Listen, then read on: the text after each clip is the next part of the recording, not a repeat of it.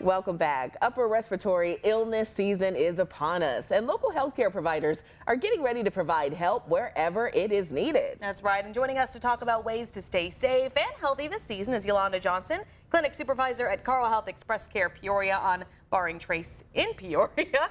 Well, good morning. Thank you for being here. Good morning. Thank you for having me. Of course. So what are some common upper respiratory illnesses that we are seeing this time of year, and what are some of those symptoms that we can expect? So during this time of year, you will commonly see your flu, your COVID, and your RSV.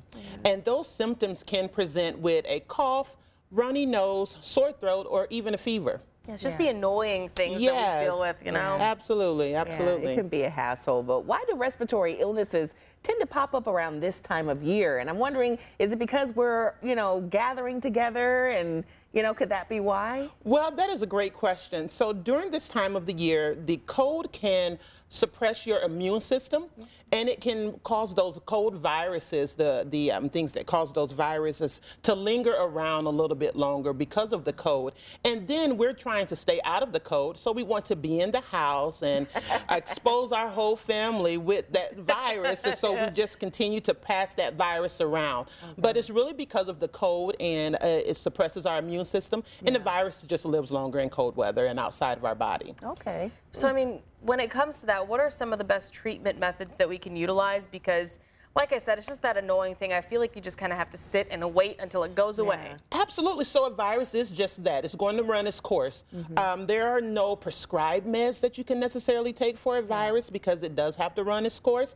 But you can get your over-the-counter cough suppressions, your decongestions, drink tea, honey, lemon, things like that. And it's very important to wash your hands and to wipe down the surfaces that you're around to help prevent the spread of that virus. Absolutely. And how can we prevent, are there any other tips that we can prevent the spread of these illnesses? Maybe when should you go to the doctor even? Because I notice when I'm getting bronchitis, I'll laugh and I can hear a wheezing in my chest. So, when should we really go to the doctor? When you have difficulty breathing, you should really go to the doctor. If your fever is lingering and you're taking like the over-counter meds for to lower your fever, you would want to go to see your provider if your fever is lasting more than 2 to 3 days. And if you have a persistent cough that is lasting longer than 10 days, you want to go see your primary care provider. However, if you wake up in the morning and you have an acute illness, a cough, sore throat, runny nose, you can always come and see us at Carle at any of our express cares, and we'll be able to take care of you. And if it's something where you would need to go to one of our first cares to see a provider for longer term care, you can do that as well. Good deal, good deal. I mean, obviously when it comes to sickness, a lot of people want to rush to go to the doctor and get help, even though we just really need over-the-counter antibiotics. Correct. Is there a point where you say, just stay home?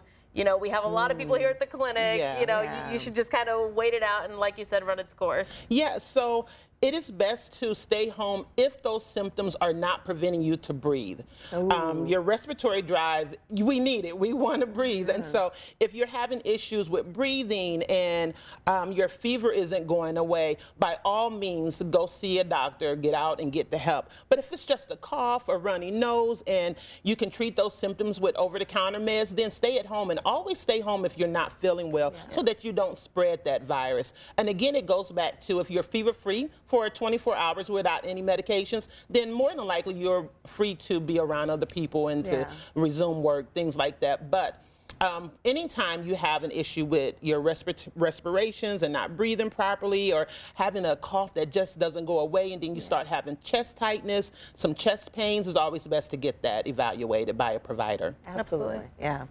All right. Well, this is such valuable information, so we want to definitely share all these details on our website, ciproud.com. And all you have to do is click on the WMBD This Morning tab under News.